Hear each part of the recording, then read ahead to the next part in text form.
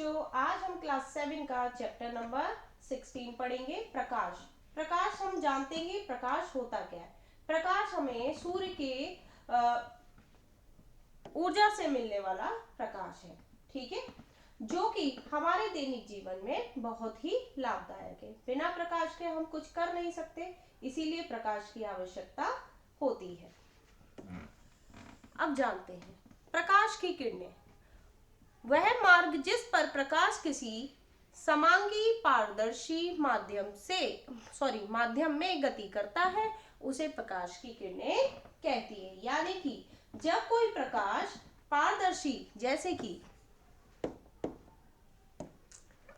ये प्रकाश है और ये पारदर्शी उस पे जा रहा है, तो हमको कोई चीज आसानी से दिखाई देती है। यही क्या कहलाती है? प्रकाश कहलाती है, ठीक है। समांतर प्रकाश किरणें पूंजी। अब ये देख लेते हैं। देखिए, मैंने आपका ये डायग्राम बनाया है, मैं इससे समझाती हूँ आपको। जो प्रकाश होता है वो समांतर प्रकाश किरणों की पूंजी से सीधे चला जाए, उसी को हम समांतर प्रकाश किरण पूंजी कहते हैं। जैसे कि ये आपका प्रकाश है और ये एक समान प्रकाश किरणों में पहुंच रही है, ठीक है, इसी को हम क्या कहते हैं? समांतर प्रकाश किरण पूंजी, ठीक है। अब चलते हैं अभिसारी प्रकाश किरणें पूंजी। अभिसारी प्रकाश कैसे होती है? देखिए, हमने क्या ले लिया, एक जगह बिंदु ली, ठीक है।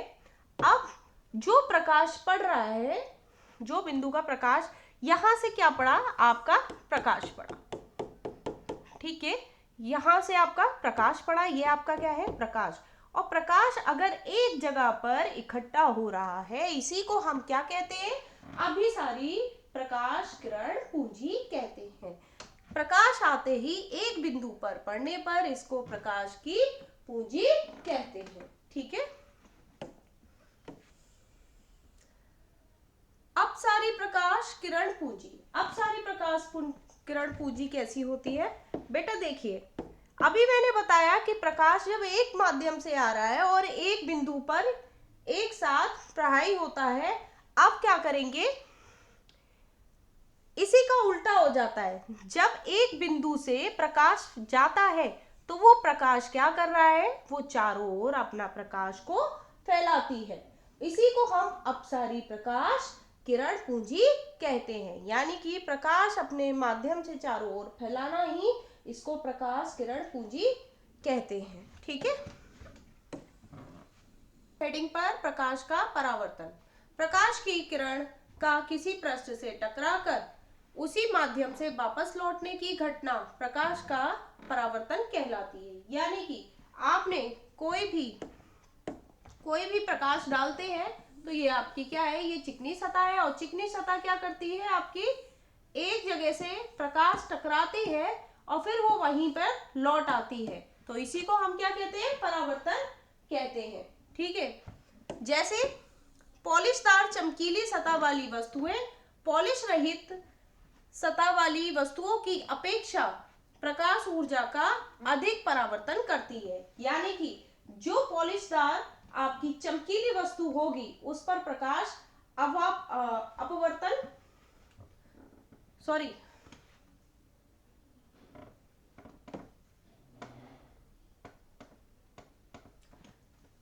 अब चलते हैं प्रकाश का परावर्तन पर। प्रकाश की किरण का किसी पृष्ठ से टकराकर उसी माध्यम में वापस लौटने की घटना प्रकाश का परावर्तन कहलाती है। आपने कोई भी सतह चिकनी ली, यानी कि कोई चिकनी दीवार है या यानी कि कोई भी चिकनी वस्तु है और उस पर आप प्रकाश डालते हैं, तो वो प्रकाश क्या करता है? उससे टकराकर पुनः वापस आ जाता है। इसी को हम परावर्तन कहते हैं, यानी कि रिफ्लेक्शन ऑफ लाइट कहते हैं। देखिए एग्जाम्पल देखते हैं। पॉलिशदार चमकीली सतह वाली वस्तुएं पॉलिश रहित सतह वाली वस्तुओं की अपेक्षा प्रकाश ऊर्जा का अधिक परावर्तन करती है। देखिए कैसे करती है। अगर वो चमकीली ज्यादा होगी तो प्रकाश का परावर्तन अधिक होगा। क्या होगा? अधिक होगा। और अगर वो खुदरी होगी तो उसका परावर्तन नहीं होगा, यानी कि उसका रिफ्लेक्शन नहीं होगा। समतल चिकने तल से होने वाले परावर्तन को नियमित परावर्तन कहते हैं। ठीक है, जो नियमित परावर्तन है मतलब कि ये चिकनी सतह ली है, क्या है आपकी चिकनी सतह, और इस पे जब प्रकाश पड़ रहा है तो पुनः वो क्या कर रहा है, वो अपनी पुनः परिवर्तन कर रहा है। ठीक है, यानी कि परावर्तन कर रहा है, मतलब दोबारा से वो लौट कर आ रहा है, यानी कि रिफ्लेक्शन हो रहा है। ठीक है, इसको हम नियमित परावर्तन कहते हैं। अब चलते हैं खुदरे। अब हमने एक खुदरा हुआ तल लिया, ठीक है, इस पे प्रकाश डाला, प्रकाश का क्या हो रहा है, इसमें परावर्तन कम हो रहा है, यानी कि अनियमित रूप से हो रहा है, मतलब कि उसमें नियमित रूप से हो रहा था, मतलब कि रिफ्लेक्शन पड़ रहा था और रिफ्लेक्शन जा रहा था, और इसमें क्या हो रहा है, इसमें रिफ्लेक्शन जा रहा है पर वो टकरा कर वहीं रुक कर आ रहा है। ठीक है, इसी को हम क्या कहते हैं, परावर्तन कहते हैं, यानी खुदरे तल से होने वाली परावर्तन को अनियमित परावर्तन कहते हैं। ठीक है, अब चलते हैं प्रतिबिंब का बनना। प्रतिबिंब का मतलब बनना, जैसे हम शीशा देखते हैं और हम अपना क्या देखते हैं, चेहरा देखते हैं, तो उसी को हम कहते हैं प्रतिबिंब। अब प्रतिबिंब कैसे बनता है वो देखते हैं। जब हम समतल दर्पण के सामने खुद खड़े होते हैं तो समतल दर्पण में हमारा चित्र दिखाई देता है, जिसे हम प्रतिबिंब कहते हैं। ठीक है, जब हम दर्पण के सामने यानी शीशे के सामने खड़े होंगे तो हमें क्या दिखता है, वो हमारा चेहरा दिखाई देता है, उसी को हम क्या कहते हैं, अपना प्रतिबिंब कहते हैं। ठीक है, चलते हैं समतल दर्पण से प्रतिबिंब का बनना। समतल दर्पण से किसी वस्तु का प्रतिबिंब अभिसारी सीधा तथा वस्तु के बराबर दर्पण के पीछे उतने ही दूरी पर बनता है जितनी दूरी पर वस्तु दर्पण के आगे स्थित होती है। मतलब कि आपने देखा होगा कि आप के जो शीशा होता है और उसकी दूरी पे हम कहाँ पे खड़े होते हैं, आधी दूरी पर खड़े होते हैं, तब हम हमारा जाके पूरा प्रतिबिंब दिखता है। अगर हम ज्यादा पास आएंगे तो हमारा आधा प्रतिबिंब दिखेगा, उसी की आधी दूरी पर जाके हमें अपना जो अक्ष होता है यानी कि प्रतिबिंब होता है वो पूरा दिखाई देता है। ठीक है, पार्श्व परिवर्तन। समतल दर्पण से बने वस्तु के प्रतिबिंब में पार्श्व परिवर्तन होता है। ठीक है, गोलीय दर्पण। गोलीय दर्पण दो प्रकार के होते हैं, अवतल दर्पण, उत्तल दर्पण।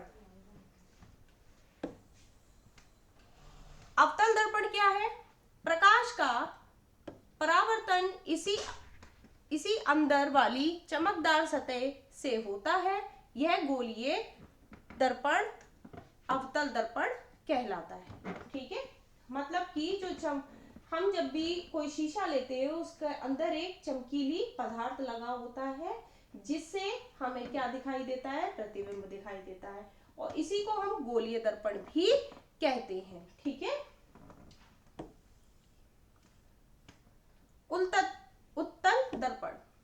गोलीय भाग का बाहरी सतह चमकीली दिखाई देती है। गोलीय जो बाहर की सतह होती है वो कैसी दिखाई देती है, आपकी चमकीली दिखाई देती है, तथा प्रकाश का परावर्तन बाहरी सतह से होता है। इसका जो परावर्तन होता है वो बाहरी सतह से होता है, इसे उत्तल दर्पण कहते हैं। ठीक है, देखिए उत्तल दर्पण यानी कि ये क्या है, बाहरी सतह से दिख रहा है, और ये अवतल दर्पण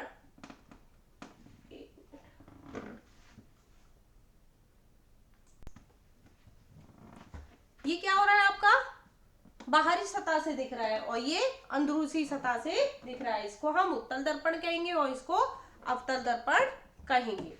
ठीक है,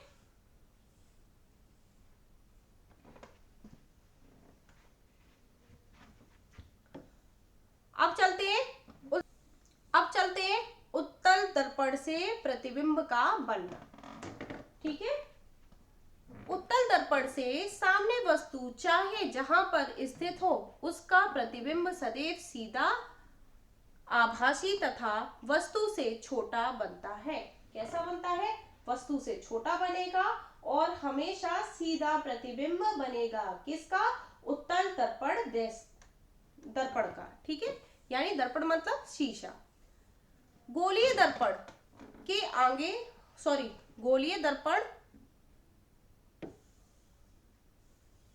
गोलीय दर्पण के उपयोग देख लेते हैं। कार, बस तथा ट्रक के चालक के पास बाहर दाईं ओर एक उत्तल दर्पण लगा होता है।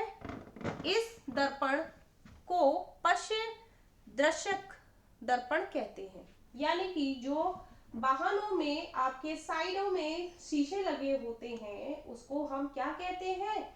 उत्तल दर्पण कहते हैं, जिससे कि वो पीछे आने वाली गाड़ियों को स्पष्ट रूप से देख सके और दुर्घटना से भी बच सकते हैं इसका प्रयोग कर कर। तो इसे हम गोलीय दर्पण का उपाय भी कह सकते हैं, क्योंकि ये किस जगह लगाया जाता है? कार, बस, ट्रक और कई वाहनों में इनका प्रयोग होता है। ठीक है, तो आपका ये चैप्टर यहाँ खत्म हुआ। थैंक यू बच्चों। प्रश्नों में सही विकल्प छांटकर लिखिए। तो मैंने सही विकल्प में आपके 4 ऑप्शन नहीं लिए हैं, आपका एक ऑप्शन लिया है जो सही है। ठीक है, आभासी दर्पण के सामने रखी वस्तु का प्रतिबिंब होता है, आंसर होगा आभासी। दूसरा है, एक दर्पण के सामने खड़ा होने पर आपका दर्पण में प्रतिबिंब हमेशा सीधा प्रतीत होता है, दर्पण होगा तो कैसा होगा? उत्तल। ठीक है, हमेशा, क्योंकि उत्तल ही दर्पण में कैसा दिखाई देता है? सीधा प्रतिबिंब दिखाई देता है। ठीक है, दूर स्थित किसी ऊंची इमारत की संपूर्ण ऊंचाई जिस दर्पण में देखी जा सकती है वह दर्पण कैसा है? समतल। रिक्त स्थानों की पूर्ति कीजिए। तो पहला क्वेश्चन आ जाता है का समतल द्वारा बनाया प्रतिबिंब डैश होता है आभासी। खा जो प्रतिबिंब सीधा बनता है उसकी आकृति आभासी होती है। नेक्स्ट है, यदि आपतन कोण का मान 60 डिग्री तो परावर्तन कोण का मान क्या होगा? 60 डिग्री होगा।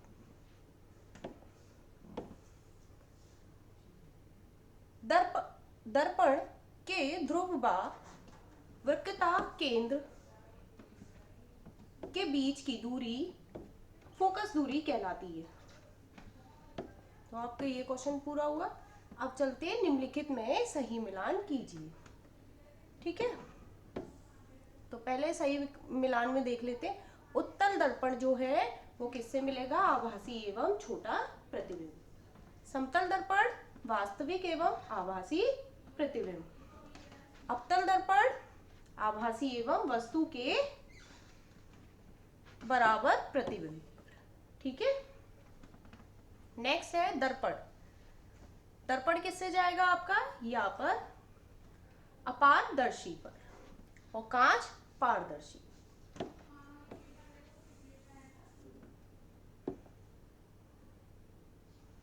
अब चलते हैं निम्नलिखित गलत पर चिन्ह लगाएं।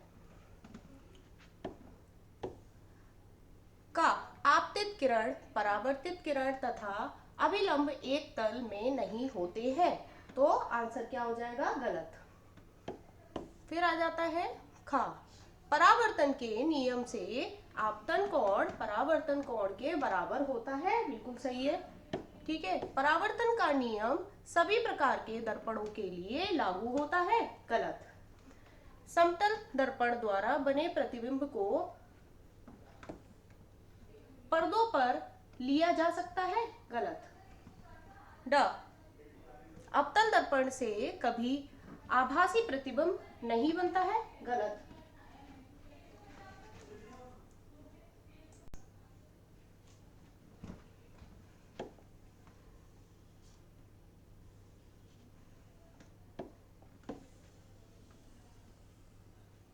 अब चलते हैं 5वें क्वेश्चन पर। गोलीय दर्पण के लिए ध्रुव वक्रता केंद्र मुख्य फोकस तथा मुख्य अक्ष की परिभाषा दीजिए। रेखा चित्र बनाकर इसकी स्थितियों को प्रदर्शित कीजिए। तो देख लेते हैं, पहले डेफिनेशन देख लें इनकी।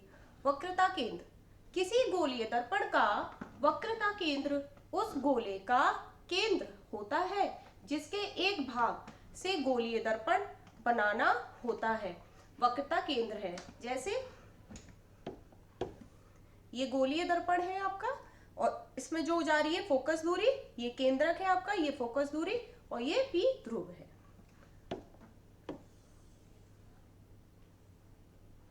मुख्य फोकस, मुख्य अक्ष के समांतर आपतित किरणें गोलीय दर्पण द्वारा परावर्तित होकर मुख्य अक्ष पर जिस बिंदु पर मिलती है उसे गोलीय दर्पण का मुख्य फोकस कहते हैं। ठीक है, नेक्स्ट है मुख्य अक्ष। वक्रता केंद्र तथा दर्पण के ध्रुव को मिलने वाली रेखा गोलीय दर्पण का मुख्य अक्ष कहलाती है। ये आपके दोनों अवतल दर्पण का फोकस चित्र दिया हुआ है और उत्तल दर्पण फोकस चित्र दिया हुआ है।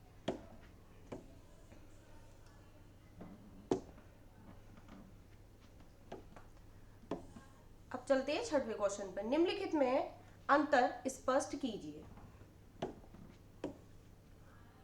तो पहला है वास्तविक तथा आभासी प्रतिबिंब। तो इसका अंतर देख लेते हैं।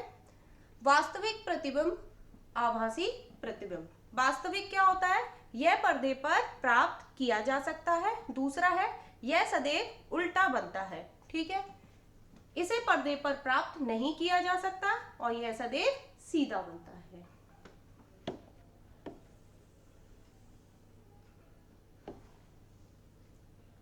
अब चलेंगे अवतल दर्पण तथा उत्तल दर्पण पर। तो अवतल दर्पण देख लेते हैं।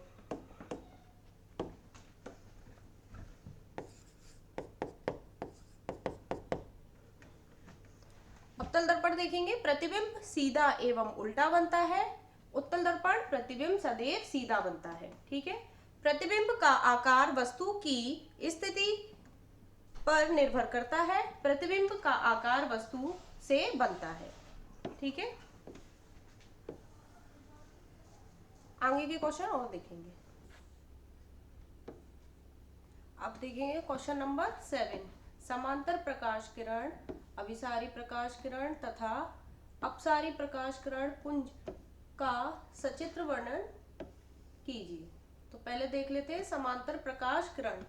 ठीक है, जिस प्रकाश किरण पुंज की प्रत्येक किरण समांतर होती है उसे समानांतरण प्रकाश पुंज कहते हैं।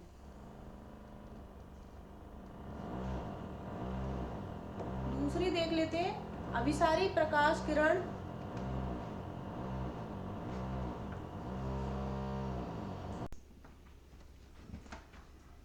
दूसरा देखेंगे अभिसारी प्रकाश किरण, जिस प्रकाश किरण पुंज की प्रत्येक किरण किसी एक बिंदु पर मिलती है उसे अभिसारी किरण पुंज कहते हैं। नेक्स्ट है आपका अपसारी प्रकाश किरण, जिस प्रकाश किरण पुंज की प्रत्येक किरण किसी एक बिंदु से फैलती हुई प्रतीत होती है उसे हम अपसारी किरण पुंज कहते हैं। जैसे समांतर, यानी कि जो किरण हो जा रही है वो एक सीधी लाइन पे जा रही है। ठीक है, फिर दूसरा आपका क्या था? अभिसारी। ठीक है, अभिसारी किरण क्या कर रही है? ये भी एक तरफ से आते हुए एक साइड में मिल रही है, और अपसारी क्या कर रही है? ये फैल रही है चारों ओर। ठीक है, नेक्स्ट चलते हैं अवतल दर्पण। अवतल दर्पण का फोकस वास्तविक है, जबकि उत्तल दर्पण का फोकस काल्पनिक स्पष्ट कीजिए।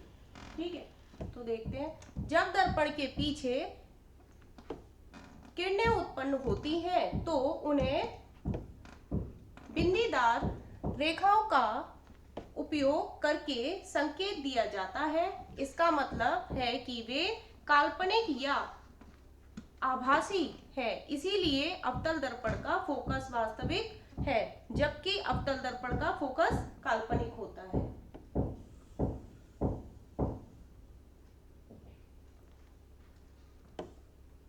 अब चलते हैं क्वेश्चन नंबर अगले पर।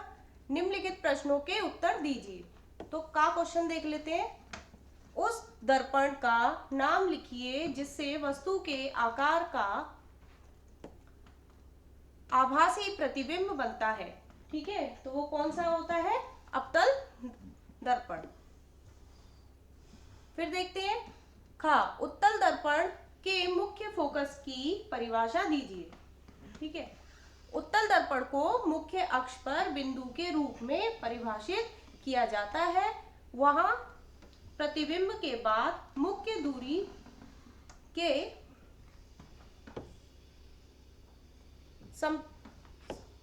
समांतर यात्रा वाली किरणें मिलती हैं। ठीक है, धुरी है ये। स्ट्रीट लाइट में प्रयोग किए जाने वाले दर्पण नाम लिखिए। ठीक है, दर्पण का हमें क्या लिखना है? नाम लिखना है। तो कौन सा होता है? उत्तल दर्पण। फिर नेक्स्ट क्वेश्चन देखते हैं। दर्पण के पृष्ठ भाग पर चांदी की कलाई की जाती है, क्यों? तो चांदी की कलाई क्यों की जाती है देख लेते हैं। दर्पण के पृष्ठ भाग पर चांदी की कलाई कर देने पर अंदर की सतह चमकीली दिखाई देने लगती है। ठीक है, अंदर की जो सतह होती है वो कैसी दिखाई देने लगती है? चमकीली। परावर्तन इसी अंदर वाली चमकदार सतह से होता है। ठीक है, अब चलते हैं नेक्स्ट क्वेश्चन पर। उत्तल एवं अवतल दर्पण को गोलीय दर्पण कहते हैं, क्यों? तो गोलीय दर्पण वैसा दर्पण होता है जिसकी परावर्तक सतह कांच के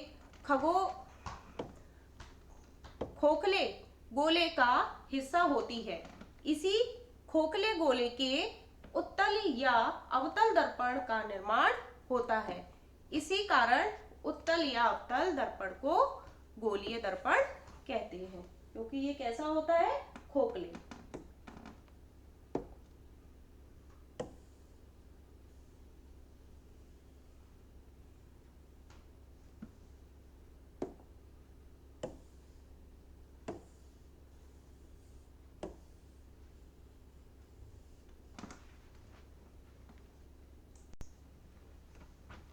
अब देखेंगे 11वां क्वेश्चन। उत्तल दर्पण के मुख्य फोकस की परिभाषा दीजिए तथा आवश्यकता किरण आरेख बनाइए। उत्तल दर्पण के वक्रता केंद्र और ध्रुव के बीच के बिंदु को मुख्य फोकस कहते हैं। इसे F द्वारा प्रदर्शित किया जाता है।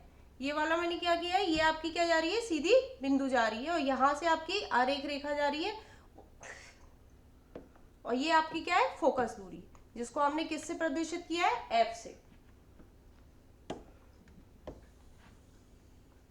अब चलते हैं परावर्तन के नियमों को लिखिए। तो परावर्तन के 2 नियम होते हैं।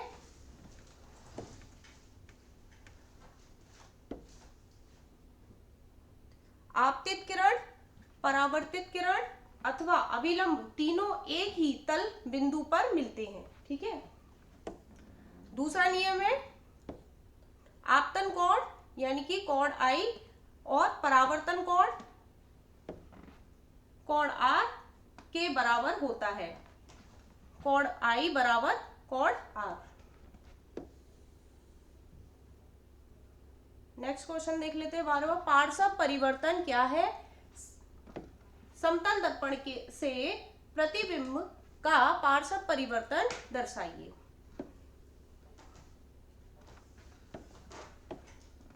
आंसर देख लेते हैं। जब आप समतल दर्पण के सामने खड़े होकर अपना दायां हाथ हिलाते हैं तो आपको प्रतिबिंब का बायां हाथ हिलता हुआ दिखाई देता है। इसी को ही परावर्त परिवर्तन कहते हैं। जब हम कोई ये वाला हाथ हिलाते हैं तो हमें कौन सा दिखाई देता है? उल्टा हाथ दिखाई देता है, यानी कि उसका उल्टा दिखना। अंग्रेजी वर्णमाला के किन किन अक्षरों के समतल दर्पण द्वारा बने प्रतिबिंब में पार्श्व प्रतिबिंब में परिवर्तन प्रतीत नहीं होता? तो इसमें परिवर्तन पूछ रहा है कितनों में परिवर्तन प्रतीत नहीं होता है, तो कितनों में नहीं होता? अंग्रेजी वर्णमाला के 11 अक्षरों के समतल दर्पण द्वारा बने प्रतिबिंबों में पार्श्व प्रतिबिंबों में परिवर्तन प्रतीत नहीं होता है। नेक्स्ट है 13वां क्वेश्चन। यदि आपतन कोण का मान 30 है तो परावर्तन कोण का मान ज्ञात कीजिए। तो कितना होगा? यदि आपतन कोण का मान 30 है तो परावर्तन कोण का मान 30 ही होगा। ठीक है,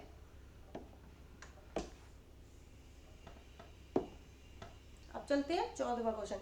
यदि आपतित किरण व समतल दर्पण के बीच वाला कोण 60 डिग्री तो परावर्तन कोण का मान कितना होगा? तो देख ले, हमने जो बीच वाला कोण है वो कितने का है? 60, और यहाँ पे हमने प्लस का निशान लगा दिया, फिर बराबर 90 करने के बाद कोण बराबर लेके 90 को जब हम इधर ले जाएंगे तो क्या हो जाएगा? माइनस हो जाएगा। माइनस करने पे 90 से 60 में से माइनस गया तो कितना बचा? 30 बचा, और इसका जो मान आ जाएगा वो कितना आ जाएगा? 30 आ जाएगा। परावर्तन कोण का मान कितना हुआ? 30 होगा। ठीक है, तो ये आपका चैप्टर यहाँ खत्म हुआ।